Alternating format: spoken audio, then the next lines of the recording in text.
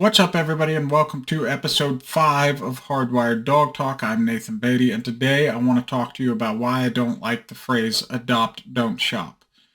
Even though people who say adopt, don't shop have great intentions, and I agree with a lot of what they say, it's still a phrase that I won't use.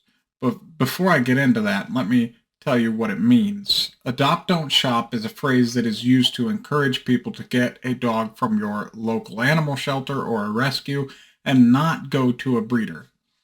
With overcrowding in shelters, the number of dogs that get put down every single year is astounding. It's massive. And any more than zero is too many. And that means that unless a good soul comes by and adopts the dog, it is destined to die. That makes it all the more important for dog trainers, vets, pet nutritionists, and many, many more people who work with pets to advocate for shelter dogs. Because if you don't adopt them, who's going to? Anyway, like I said, even with all that, I'm still not going to use that slogan. And the reason why is because it's not okay to guilt anybody into doing something that they don't want to do. If they have a good reason to get a purebred dog, who am I to stop them? Now, I know that this is controversial because disagreeing with the adopt don't shop slogan seems cold hearted, but I'm not a cold hearted person, so please hear me out. I'm not against the shelters, and I want to advocate for them and encourage everyone to adopt more dogs if they can. But I'm not going to do that at the expense of a good, honest breeder. There's some really good reasons to go to a breeder instead of getting a rescue dog. And I'm not just going to toss those aside and say, those don't matter, get a rescue dog. Because let's say you need a specific kind of dog to train for a highly demanding job. A rescue dog is not always going to be the right choice for that because rescue dogs are unpredictable. Most of them are not puppies.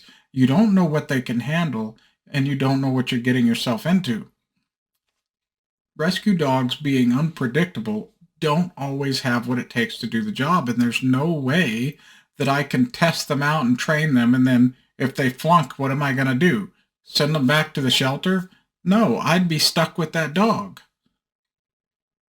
So I'm not saying, by the way, I'm not saying that a rescue dog can't do working jobs because they can. But what I'm saying is many of them cannot. And I don't know which ones can and which ones can't. And there's no way to just walk into a shelter and be able to tell. Most of the dogs that I train actually come from the shelter, and people get them from the shelter expecting a good dog. They go home, they expect this great dog, right? And then it chews up their furniture, their couch, it snaps at their neighbor, barks at the mailman, and they just can't handle it. It pulls on the leash, and they need somebody to help them get it under control. And so they call me. But you know what the number one reason I get called for? It's actually dog reactivity. Dogs barking at other dogs, biting at other dogs, being aggressive towards other dogs. And most of the time that's solvable. But I don't want to enter into a highly demanding working job with a dog who is unstable around other dogs. So I'm not necessarily going to rescue a rescue dog for a demanding job when a puppy from a breeder is one that I can ensure does whatever I need it to do. That puppy is predictable. As long as I train it and go to a responsible breeder and do everything else I need to do, the dog's going to grow up and be better at that job than a rescue dog would be. And before you comment and get upset, I agree that there are far too many breeders who don't actually care much for the dogs, and many breeders will also agree with that.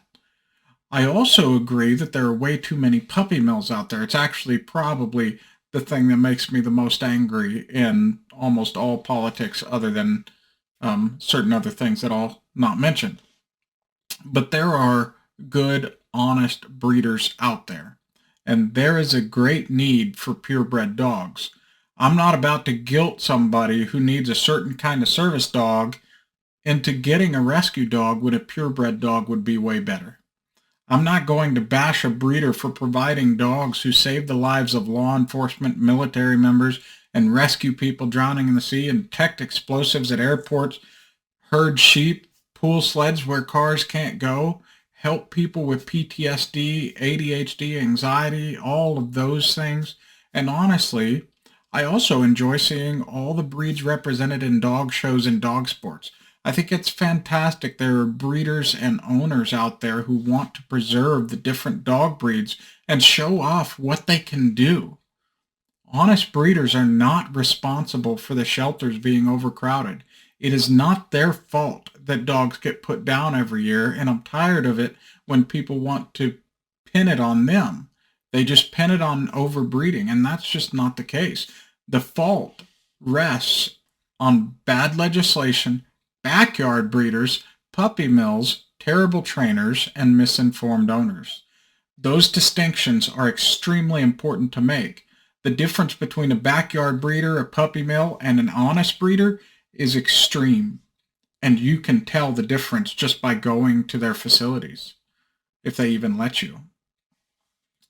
The people who use the slogan "Adopt, Don't Shop" seem to have good intentions.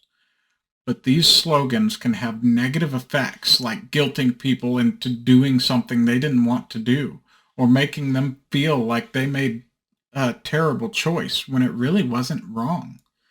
And it has a negative outcome on breeders and owners. And of course, what everyone seems to fail to realize is that the dog suffers too for all of this. So no, I'm not going to use this particular slogan. Now, all of that aside, I'm going to say this. The overwhelming majority of people should get a rescue dog and not a dog from a breeder. And I'm going to say more on that in the next video. Anyway, for now, thank you for watching. Please like, respectfully comment, subscribe, and stay tuned for more right here on Hardwired.